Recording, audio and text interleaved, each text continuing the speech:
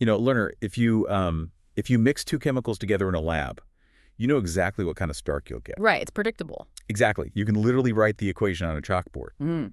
But if you step into the real world this week, you might just mistake a chaotic, destructive explosion for, like, a solid foundation. Which is incredibly dangerous. Yeah, so welcome to this custom-tailored deep dive designed specifically for you.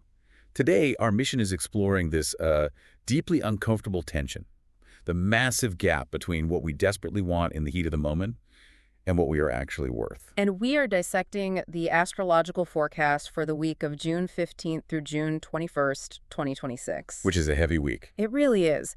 To help us navigate this, we are looking at two highly specific, interwoven pieces of source material. So we have the astrological forecast itself, alongside a companion sci-fi allegory, a StoryScope titled The Fabric of Safety. Yeah.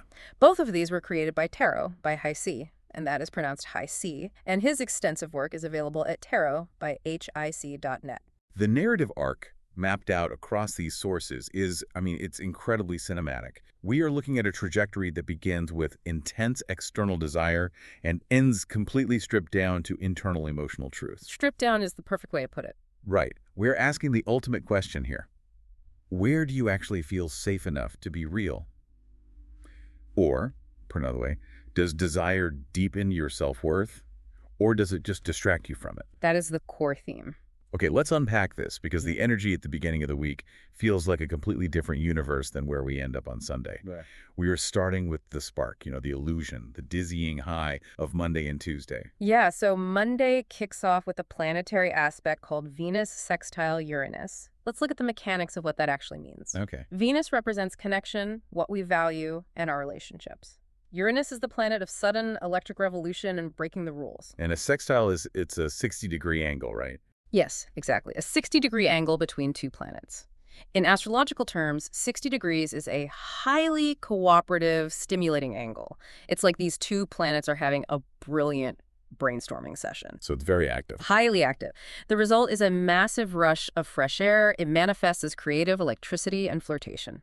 You will likely feel a sudden, overwhelming urge to do something, anything more stimulating than, say, doom scrolling on your phone. Which we all need right now. But then we roll into Tuesday and Wednesday, and the energy shifts from electric to almost overwhelmingly dreamlike. Yeah. We have Venus making a trine to Neptune. Right. A trine's a 120-degree angle, which I understand is basically a frictionless flow of energy. Right. It is the easiest, most harmonious angle possible. And Neptune is the planet of illusion, dreams, and boundless empathy.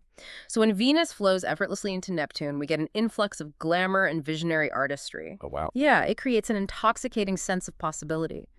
Compassion flows so naturally that showing up for someone with genuine care doesn't feel like a chore. It feels like participating in a beautiful, shared ideal. We became deeply open-hearted. And the StoryScope brings this exact Monday and Tuesday energy to life in such a visceral way. The story follows a character named Lyra. She lives in a cyberpunk metropolis called Neo-London, and she is an artist who crafts these incredible living garments out of spun silver and bioluminescent memory thread. It's very vivid imagery. It really is. So on Monday, perfectly matching that electric Uranus energy, she receives a Rove signal from Cassian, an avant-garde architect she has always admired from afar. And the nature of his message is incredibly telling. It is data-dense but playful. It's a blueprint that literally maps human emotion. Receiving it injects this immediate electric levity into her otherwise sterile, isolated workspace. Then Tuesday's Neptune energy washes over the story. The entire city is suddenly bathed in an iridescent mist. Lyra meets Cassian in a sky lounge where the walls project shifting, dreamlike landscapes. It's totally intoxicating. The pure fantasy of Neptune. Exactly. Every conversation they have is witty, every idea feels brilliant. But looking at this critically, I have to push back a little on how useful this energy actually is. Okay. How so? Well, it sounds like going on a perfect first date where you are convinced you've met your soulmate, or starting a job where everything feels like a movie. But how do we know if we are actually connecting with a real person, or just building a mannequin in our minds and taping their face onto it? Like, are we just projecting our own fantasies? That is the crucial trap of this transit. Fantasy is an incredibly powerful tool because it reveals the architecture of what our heart genuinely wants. Right. But we cannot assume that the current situation, or the person sitting across from us in that iridescent mist, has the capacity to actually hold that fantasy in reality. The overarching warning from the source is simple but brutal. Do not mistake chaos for chemistry. Because just because a dynamic is wildly exciting doesn't mean it's emotionally intelligent or sustainable. Exactly. You can absolutely enjoy the inspiration, let it open your mind, but you have to keep one foot firmly planted on the ground because when you build a relationship entirely out of frictionless dream stuff, it doesn't just fade away gracefully. It crashes. Yeah, it usually shatters when it hits the pavement. Which brings us to the crash. When that fantasy collides with reality on Wednesday, we move from the illusion of intimacy straight into the harsh, grinding gears of power dynamics. Wednesday is intense. We are looking at Venus, opposite Pluto. Huh? The forecast explicitly identifies this as the most friction-heavy aspect of the week. Let's break down the mechanics of an opposition, because friction-heavy feels like it's understating the emotional toll. An opposition is exactly what it sounds like. Two planets sitting 180 degrees apart, staring each other down. It creates a literal cosmic tug of war. We still have Venus, our planet of connection and value. But now it's up against Pluto. Right. And Pluto represents the underworld, buried trauma, hidden leverage, and profound, sometimes destructive transformation. When these two pull against each other, innocent attraction can rapidly curdle into obsession. Because we are terrified of losing that beautiful high we just experienced on Monday and Tuesday. So we try to control it. We try to possess it. You will see flare-ups of jealousy, a sudden fear of betrayal, and a heightened, almost desperate need for attention. It sounds exhausting. It is. This transit exposes the raw power dynamics underneath our relationships. We are talking about overt efforts to control a partner, possessiveness in friendships, and even financial manipulation coming to the surface. And this plays out so dramatically in Lyra's story. On Wednesday, the iridescent mist of Tuesday is entirely gone.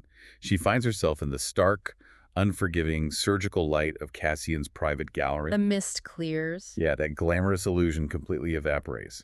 She looks around and realizes Cassian doesn't actually want a creative collaborator. He wants an acquisition. The classic Pluto maneuver, turning connection into ownership. He demands total exclusive control over her memory thread designs. There are these heavy, intimidating gold-plated contracts sitting right on his desk. He's actively pushing for a confrontation, testing her boundaries, trying to own her spark. And the instinct in that moment is usually to unleash a storm of anger, to fight back and prove your worth. But here's where it gets really interesting. Lyra doesn't fight. She feels that primal, Pluto-driven urge to scream, but instead she pauses. That is so key. Yeah, she looks at those gold contracts and has this piercing realization. She had been performing. She was far more invested in the ego boost of being chosen by this elite architect than she was in actually being respected as an equal. Wow. When she sees that, the spell breaks. She just turns around and walks away. That pause is the ultimate hack for Pluto transits. When this heavy, manipulative energy flares up, the absolute key is to delay your response. Just don't react immediately. Exactly. It forces a deeply uncomfortable self-inquiry. Are you performing for approval? Are you staying in a toxic job, a draining relationship, or a superficial social circle simply because you want to be chosen, even while you are actively being disrespected? It is incredibly difficult to choose a response that actually serves your long-term worth, rather than the one that just feels satisfying in the heat of the moment. I mean, telling someone off gives you a 5-minute adrenaline rush. Walking away preserves your autonomy forever. What's fascinating here is how walking away from these outdated projections leaves us stripped bare. When you finally stop performing, when you drop the exhausting fantasy and remove yourself from the power dynamic, you are forced to look at what remains. What's actually left? Right. You are left with your actual physical body, your tangible resources, and your real environment. And that sudden, stark physical grounding is the exact catalyst for the massive shift we see hitting on Friday. Because once the glamorous illusion is gone and you've refused to play the power games, you're just standing there. And suddenly you feel how incredibly exhausted you are. Friday shifts the entire landscape of the week from relational drama into something deeply, undeniably physical. Friday marks Chiron shifting into the sign of Taurus, and we need to emphasize that this is not a fleeting daily aspect. This is a generational transit. Okay, so it's a big deal. A huge deal. Chiron enters Taurus from the 19th of June to the 19th of September, then retrogrades back before ultimately returning to stay in Taurus until 2033, and then briefly again until May 2034. That is nearly a decade. We need to dissect what this actually means for our daily lives. What is the mechanism of Chiron in Taurus? Astronomically, Chiron is a minor planet. It's a comet with an erratic orbit situated between Saturn and Uranus. It acts as a bridge between the inner personal planets and the outer collective planets. Mythologically and astrologically, Chiron represents the wounded healer archetype. It symbolizes the deep, often unhealable wound we carry, which paradoxically becomes the source of our greatest empathy and ability to heal others. And Taurus is the fixed earth sign. It's the ground we stand on. Yes. Taurus rules our physical being. It governs our sense of security, self-worth, nourishment, financial resources, agriculture, and the natural environment itself. So when you combine them, Right.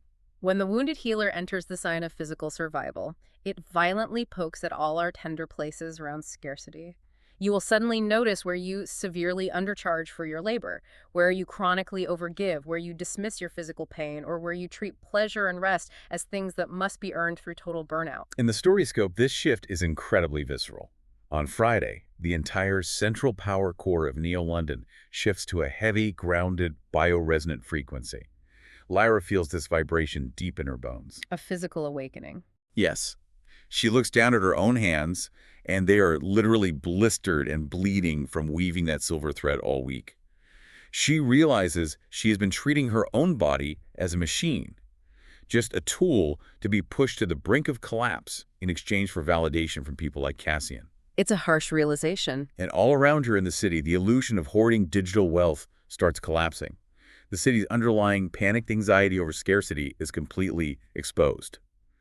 But wait, I have to ask, because Lyra's bleeding hands are a personal realization, but the city's power core shifting implies massive structural decay.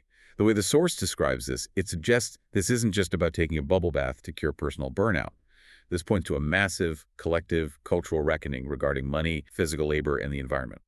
How deep does this historical pattern actually go? It goes to the very bedrock of how society operates. The forecast provides some incredible historical context here. The last time Chiron moved through Taurus was from 1976 to 1984. Oh, wow. What were the physical manifestations of that collective wound back then? The material points to a terrifying convergence of physical and environmental crises, all rooted in a societal wound of scarcity. On the financial side, the late 70s saw crippling inflation that eventually escalated into the farm financial crisis of the early 1980s. Which is literally an Earth-based resource crisis. Farmers losing the land that feeds the collective. Exactly. The wound of Taurus, agriculture and nourishment, was actively rupturing, and it mirrored what was happening to the human body. During this exact same Chiron and Taurus period, the source highlights a documented massive societal rise in the awareness and diagnosis of eating disorders like anorexia and bulimia. Oh, that makes so much sense. Think about the mechanics of that. Taurus rules physical nourishment, and Chiron brings a wound of control and lack. The collective trauma manifested as literally starving the physical body or violently purging nourishment. It is a staggering parallel. Did that physical manifestation bleed over into the actual Earth itself, like the environment? In undeniable ways, yes. The material outlines how society was operating from a deeply wounded place of scarcity, extracting resources without care for the physical consequences. Right. We saw massive wake-up calls. Vietnam veterans began returning with severe, debilitating illnesses related to their exposure to the toxic herbicide Agent Orange. That is the literal poisoning of plant life. Yeah, that's horrific. We also had the Love Canal disaster in New York, where an entire working-class community discovered their children were sick because their homes and schools were built directly on top of an abandoned chemical waste dump. And of course, the 3 Mile Island nuclear reactor meltdown. These are horrifying examples of a society completely ignoring the health of the physical environment. Basically treating the Earth the exact same way Lyra treated her blistered hands, as just a disposable machine for progress. Expertly put. But remember, Chiron is the wounded healer. These horrific events sparked unprecedented pushback. The sources note they directly birthed massive grassroots anti-nuclear movements, stringent new regulations for hazardous waste, and fierce legal battles over environmental protections. So the wound forced the healing. Exactly. Society had to confront its broken relationship with the physical world. If we connect this to the bigger picture, the underlying wound of Chiron in Taurus is ultimately the illusion of lack. The fear that there isn't enough. Right. It is the deep-seated nervous system fear that whispers, I will never have enough, or I will never be worthy of rest, or the earth will run out. Symptoms of this wound include hoarding wealth, food insecurity, and strip mining the environment. It's a survival panic. Yeah, and the powerful takeaway from the source here is that true sustainable abundance cannot possibly grow inside a nervous system or a society conditioned by fear. Lasting transformation is built slowly through radical self-trust and honoring the physical body. It is incredibly profound. Because when you finally realize your body isn't a machine and the earth isn't just a resource to be extracted for someone else's profit, your entire nervous system demands a break. You can't stay in the marketplace anymore. No, you can't. Your natural instinct is to retreat to a place of true safety. Which brings us perfectly to Sunday. Yes. Sunday delivers a massive energetic exhale. We experience the solstice, and the sun shifts into the sign of Cancer, where it will remain from the 21st of June to the 20th of July. So the harsh, grinding gears of the week finally stop. They do. The energy softens completely. It turns entirely inward. Cancer is a cardinal water sign represented by the crab. It has a hard, protective outer shell guarding a deeply sensitive, soft interior. So the focus really shifts. Drastically. The astrological spotlight moves aggressively away from external desire and ambition and focuses squarely on fundamental emotional need. We shift from performing for an audience to craving absolute privacy. We move from wanting to be admired in a gallery to wanting to be safely emotionally held. It's about finding home. Yes, it brings highly tuned intuition and draws our attention to our homes, our ancestry, and the quiet emotional truths underneath the surface. That deep vulnerability is beautiful, but when we expose those soft inner places, things can get messy. People get fiercely protective of their shells. This raises an important question regarding boundaries. The forecast specifically warns us to watch out for the shadowy pitfalls of Cancer season. When we feel that vulnerable, the instinct is to cling tightly to the past or to try to control our immediate environment out of fear of getting hurt again. We try to manage everything. Exactly. We have to be incredibly careful not to confuse actual reciprocal care with emotional management, where we are just managing someone else's anxiety to keep the peace. Sunday is about observing our boundaries and learning which people actually possess the emotional maturity to be trusted near our soft places. In Lyra's journey, Sunday is the ultimate resolution. The relentless hum of Neo-London is quiet. A steady, gentle rain is literally washing the iridescent silver dust, the artificial glamour from Tuesday, completely off her windows. The illusion is washed away. Yeah, she retreats deep into her private sanctuary, shutting out the synthetic noise of the architect in the city. And instead of forcing her bleeding hands to weave that complex, data-heavy memory thread, she just wraps herself in a heavy, simple, woven blanket. That sounds amazing. Right. She sits in the quiet, simply tracking the rise and fall of her own breath. The agonizing urge to perform for Cassian, for the city's elite, for anyone at all, is entirely gone. She is finally real. And because she is real, she is finally secure. So what does this all mean? When we zoom out and look at the whole trajectory of this week's deep dive, we started by surviving the dizzying, intoxicating fantasy of Uranus and Neptune. The initial spark. Yeah, and then we had to navigate toxic power dynamics and the overwhelming urge to fight for control with Pluto. We confronted the deep physical burnout and the generational wounds of scarcity with Chiron and Taurus. A huge undertaking. For real. And finally, we earned the right to rest in the quiet, protective privacy of the Cancer solstice. The ultimate goal of all this chaotic, conflicting astrological weather is simply learning how to come home to yourself. It's stripping away the noise to figure out which of your needs are actually real. And it serves as a vital reminder that the most powerful, sustainable relationships, whether with a romantic partner, a creative collaborator, or simply with your own body, are the ones where you can finally put down the script and stop performing. It all comes back to that initial chemical spark we talked about at the very beginning. We spend so much of our lives trying to engineer the perfect reaction with the world around us. We write complex formulas on the chalkboard, tweaking our personalities, trying to guarantee that we will be chosen, admired, and valued. It's a trap. It really is. But if you stripped away the chalkboard entirely, if you stripped away every single audience you perform for in your daily life, your boss, your partner, your social media feed, the people you are so desperate to impress, who is the person left sitting in the quiet? And more importantly, how can you start being kinder to them today? That is the real work. That is where true worth begins. It really is. Thank you for joining us on this deep dive, learner. Our goal is always to be your shortcut to being well-informed, giving you the insights and the mechanics you need to navigate the week ahead with clarity. Take care of that person sitting in the quiet, and we'll see you next time.